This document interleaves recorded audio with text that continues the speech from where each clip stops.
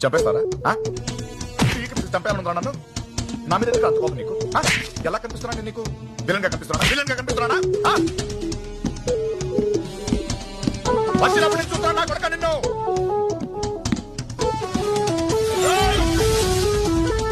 ఎవరు ఇన్ని కొట్టింది? ఎవరు